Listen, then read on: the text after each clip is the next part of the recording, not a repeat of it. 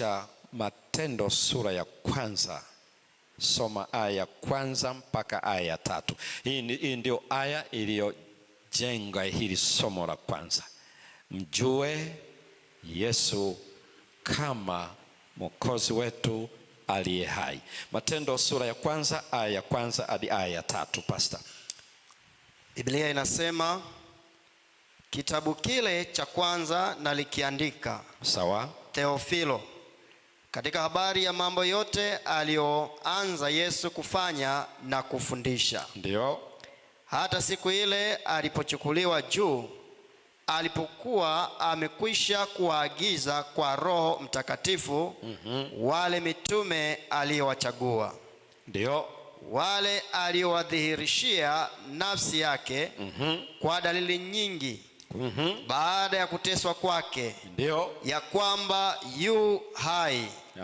Akiwatokea muda wa siku 40. Akawashuhudia ya kwamba yu hai, akiwatokea kwa muda wa siku ngapi? 40. Na kuyanena mambo yaliyohusu ufalme wa Mungu. Ufalme wa Mungu. Naomba msikilize vizuri. Kwa nini Yesu baada ya kufuka kwake alibaki akiwatokea wanafunzi wake siku 40? Naomba usikilize vizuri. Agenda ni hii: niko hai. Kwa nini aliwafundisha yaliyohusiana na yeye, kuanzia Torati, manabii na vitabu vile vya maandishi, kwa maana vyote katika Agano la Kale wakati wote ilikuwa Biblia.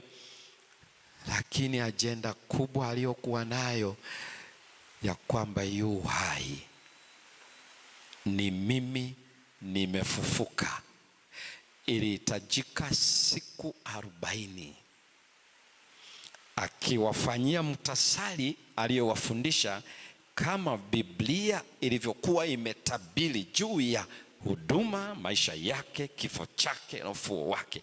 Na anasitiza, kila alipokutana nao aliwasitiza niko hai, muda wote wa siku 40 alipokuwa anajifunua kwao. Kwa nini? Kwa nini? Naomba usikilize vizuri hapa. Wakati Yesu amefufuka, kwenye ile Mathayo 28, Biblia inaeleza uongozi wa kidini wa Israeli walikaa kikao, kuanzia ile aya ya 9 mpaka ile aya ya 17. Walikaa kikao, wakaamua kuwaita wale maaskari walinzi waliotoa ripoti walichokiona kaburini na uwepo wa malaika na kufuka kwa Yesu na kila walichokiona. Wakawapa hela wasiseme amefufuka, badala yake waseme wanafunzi wake wamemuiba. Na Biblia inaeleza hivi, hizo habari zikaenea, hakufufuka, ameibwa na wanafunzi wake. Kana kwamba haitoshi, hata alipokuwa anatokea kwao akawatuma wale wawili, Mariamu Magdalena pamoja na Mariamu yule wa pili, ndio waliokutana naye kaburini siku ile. Wanapowaeleza waende wawaambie, walipoenda kwa wanafunzi, hizo aya niliyokutajia, wengine hawakusadiki.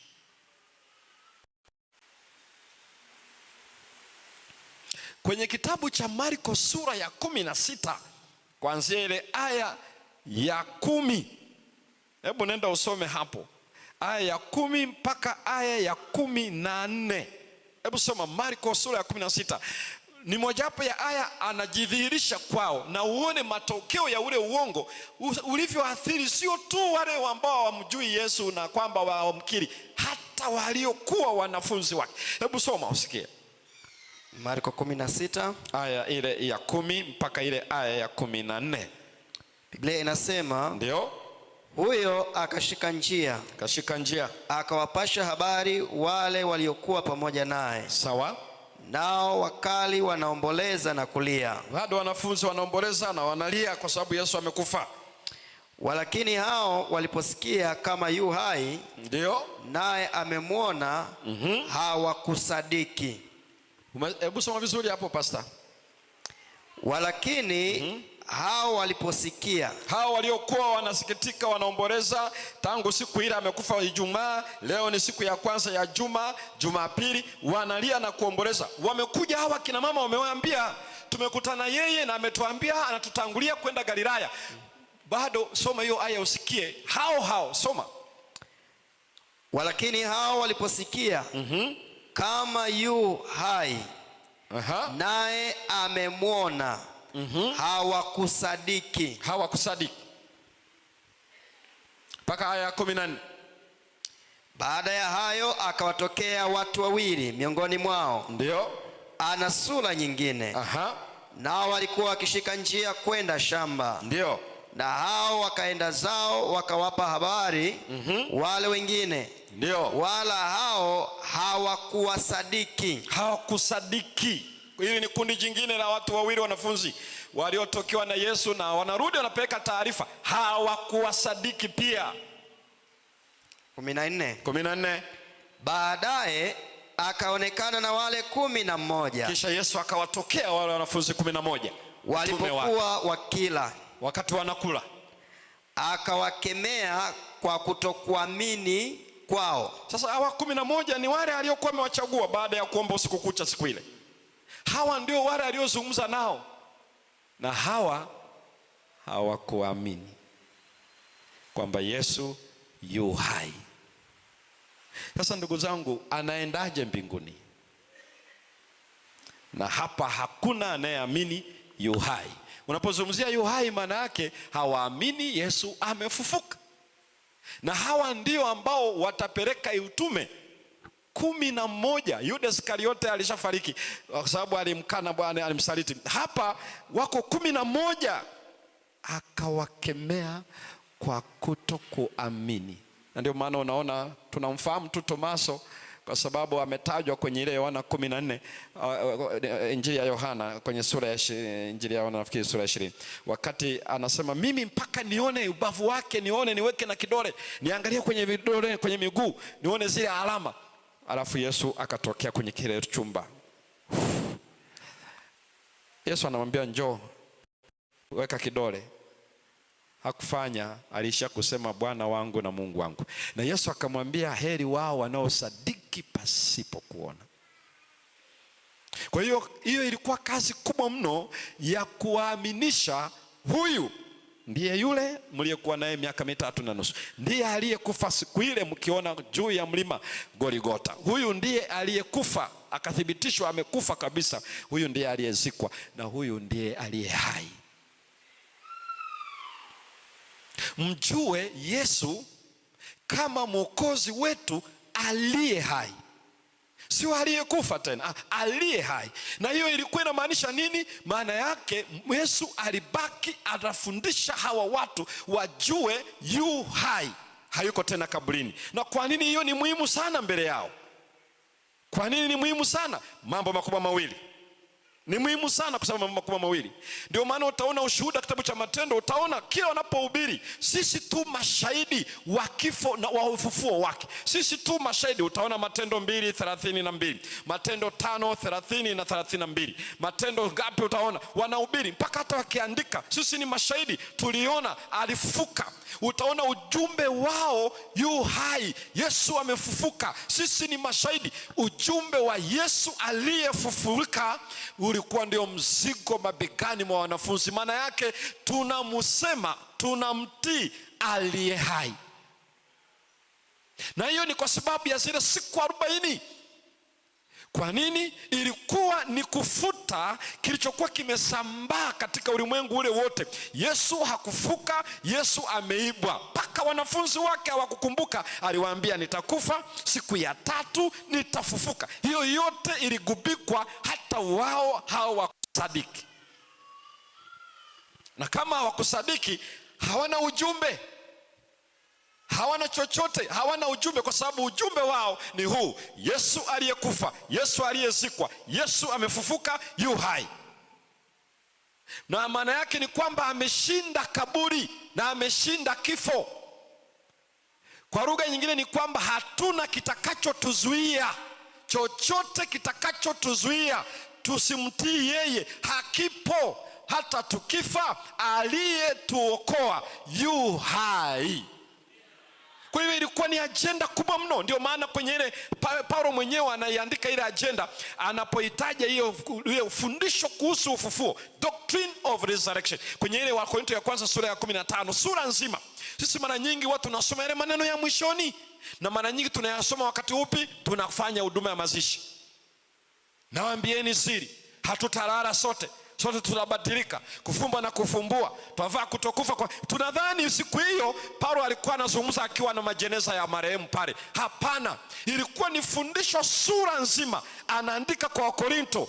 Ukiona ile kuanzia ile sura ya 15 kuanzia ile aya ya 12 mpaka aya ya 18, anasema mbona watu kama kuna kiama, kama Yesu alifuka, mbona watu hawaamini kuna kiama ya wafu? Kwa nini watu wana mashaka ya kwamba watu wanaokufa watafuka? Alafu akaeleza ikiwa hakuna kiama ya wafu, maana yake Yesu hakufuka, na kama Yesu hakufuka tungaribo katika dhambi, na wote waliolala kwa jina lake wamepotea. Na sisi tunaohubiri tu waongo, kwa sababu tunashuhudia Mungu amemfufua wakati hakumfufua. Yaani fundisho la ufufuo wa Yesu ni hivi: yule anayesema hayuko dhambini ni nani? Ni yule anayesadiki kaburi liko wazi, sio kwamba walimuiba, lakini alifufuka na yu hai. Ikiwa maana yake ni hiyo, ndio maana kila unapohubiri unasikia alifufuka, yu hai, anakuja. Maana yake hawatishwi chochote. Kwenye miaka ya 86 kuelekea mwaka 100, wakati amebaki tu mtume mmoja katika wale 12, mmoja tu, wengine wameshauawa, ambaye ni nani? Ni Yohana wa Patmo. Akiwa kile kisiwa cha Patmo katika miaka ya uzee, Yesu anapokutana na yeye, ni kipindi ambacho Ukristo unateswa mno na empara wa Rumi. Yule mkuu askari, mfalme wa Rumi, anatesa Ukristo aufute katika ulimwengu huu. Na Yohana akapelekwa kile kisiwa. Na ngoja uone kitu cha pekee, Yesu anapokutana na yeye pale, Yohana hakuwa na ujumbe mwingine. Anaposema andika upeleke makanisa 7, kwenye ile Ufunuo 1 aya ya 17 na 18, anasema andika, mimi ni wa kwanza na wa mwisho, na nilikuwa nimekufa lakini niko hai, ninazo funguo za mauti na kaburi. Anasema hivi Yohana, hamwambii nendo uambie wa Efeso, kawaambie wa Sardi, kawaambie wa Simina, kawaambie Pergamo, kawaambie Philadelphia, hayo makanisa yote 7. Hawaambii kwamba nendo uambie nitazuia mateso, nitaondoa hiki na kile. Ila anasema hivi, nendo uambie ile makanisa hivi, nina ufumbuzi wa kifo. Mimi nilikuwa nimekufa, niko hai. Maana yake kifo, wasitishiwe na kifo. Ndio ilikuwa message yake. Nilikuwa nimekufa lakini niko hai, na ninazo funguo za mauti na kaburi. Ndio maana ulikuwa ndio ujumbe wa mitume: Yesu amefufuka, yu hai. Kwa hiyo ilikuwa ni mambo mawili. Kwa nini habari ya Yesu yu hai ni muhimu sana? Moja ilikuwa ni hii, kwamba wao wakikutana na kifo kwa ajili ya jina la Yesu, sio mwisho wa maisha yao, watafufuliwa tena. Hiyo ndio ilikuwa ajenda yake. Kwa hiyo wakikutana mateso ambayo yalikuwa mbele yao tu kidogo, siku sio nyingi, watakutana na yenyewe. Walipigwa viboko, wakiwa uchi, walitupwa gerezani, waliuawa kila namna, kwa namna mbalimbali. Kwa nini hawakurejea nyuma? Wanasema sisi hatuwezi kuacha kumhubiri yeye ambaye si tunamtii, maana hatuna jina jingine chini ya mbingu aliyopewa wanadamu kuokolewa kwalo. Na wanasema hebu wapimeni ninyi, fanyeni maamuzi ninyi, kwamba tuwasikilize ninyi au tumsikilize yeye ambaye alikufa akafuka na sisi tu mashahidi. Yani ukweli leo ninyi muamue kutuzima ambaye sisi ni mashahidi, alikufa akafuka. Maana yake hamuna cha kutufanyia, hakuna cha kututisha. Mnaweza mkatuua, ila hamwezi kutufanya tusiseme yu hai. Ndio maana chochote walichofanyiwa hawakurudi nyuma. Somo hili linakuja likiwa na maana hii ya kwamba maisha yako na maisha yangu leo, swala hili linalozungumzia habari Yesu hakufuka ni kidogo sana kwa baadhi ya dini ulimwenguni, na hasa sio hasa waliobobea katika vitabu vyao. Maana hata kwenye Qur'ani, wanaoifahamu Qur'ani vizuri, wanakiri ya kabisa ya kwamba Yesu alikufa na akafuka. Baadhi yao wanaofikiri alibabaishiwa mtu mwingine ni tafsiri zao na sio kama Qur'ani inavyoeleza. Wanajua kabisa alifuka, ndio maana wanasema ndio ishara ya kiyama. Yesu mwenyewe ndio ishara ya kiyama. Na kwa lugha nyingine wanajua kabisa alikufa na akafuka. Na kwa sababu ya ukweli huo, maana yake hatuna sana ule upinzani wa kusema Yesu hakufuka. Ila kwa nini ni muhimu wewe na mimi niweze kufahamu? Maana yake ni kwamba ikiwa una Yesu mwokozi wako aliye hai, maana yake alifufuka. Huyo ndiye ametolewa dhambini. Paulo anaandika kama tunaamini Yesu alifufuka, hapo ndipo hatuko tena dhambini, kwa sababu Yesu yu hai. Maana anaeleza hatuna kitakachotuzuia katika maisha haya. Wewe na mimi tunaishi katika kipindi ambacho zahama ya wakati wa mwisho inazidi kukolea. Hatujaahidiwa magonjwa yatatukimbia, wala hatujaahidiwa hali itakuwa nzuri ya maisha ya kimwili. Badala yake Biblia imeeleza wote wanaopenda maisha ya utauwa wataudhiwa. Na bado akaeleza itatupasa kuingia mbinguni kwa njia ya dhiki kuu. Na unajua yote ni anukuu, ni mafungu, na tunanukuu yote kichwani hizi aya. Yesu alieleza, mnayo dhiki ulimwenguni, jipeni moyo, nimeushinda ulimwengu. Yesu hatuahidi kufuta zinazotuletea maudhi katika maisha haya. Hajatuahidi atazuia watu wasituonee. Hajatuahidi ya kwamba atazuia tusiugue ama tusipate majanga ya mioto, majanga ya mafuriko, majanga ya kiafya kwa kuugua. Hajatuahidi ya kwamba tutapata upendeleo na watu. Badala yake anaeleza ni njia nyembamba na imesonga wote wanaoamini. Na Ibilisi atakoroga hizo rangi zote ili atufundishe kwamba ikiwa tunakutana na hayo, maana yake Mungu hayuko pamoja na sisi. Somo hili limekusudia ya kujua hivi, yu hai. Sihitaji kujua nitapona, sihitaji kujua nitashinda hii kesi ya kusingiziwa mahakamani, sihitaji kujua ya kwamba hawatanifukuza nyumbani, niendelee kumtii Mungu. Sihitaji kujua ya kwamba hali yangu ya kiuchumi, kwa sababu niko mwaminifu kwa Bwana, itaenda kileleni. Hiyo sio hoja. 10 days of prayer, somo la kwanza linachosema usije ukakosa kujua neno hili: Yesu mwokozi wako yu hai. Hilo peke yake na peke yake. Ukishajua hilo, vyovyote vitakavyoruhusiwa bado tu salama, maana anazo funguo za mauti na kaburi. 2, hatutaacha kumtii, kwa sababu kumtii ni gharama. Maisha ya kumtii Yesu ni mpaka uwe na hakika yu hai. Ukizungumzia habari ya kutishiwa kuitunza Sabato, unatishiwa utafukuzwa ajira kwa sababu wewe sio mfisadi, unatishiwa kwamba utauawa kwa sababu unatii mapenzi ya Bwana. Katika yote hayo yanayoweza kufanyika ni kifo. Alafu yeye anakuja anasema, Yohana, peleka kwa makanisa 7, ninazo funguo za mauti na kaburi. Maana yake wasiahirishe kunitii kwa hofu ya kifo. Nina ufumbuzi wa hiki kifo cha kwanza. Alikufa, akazikwa, akafuka, maana yake yu hai. Hata wale ambao tunashindwa kwa uaminifu wa zaka na sadaka, huwa ni hofu kwamba nitakufa njaa. si mpaka jambo lolote itokee, ila maana yake nikiwa mwaminifu kwa gharama ya kwamba nitakosa mkate, ninaona kama nitapunguza, wakati yeye ndiye aliyeniahidi na ndiye aliyenipa.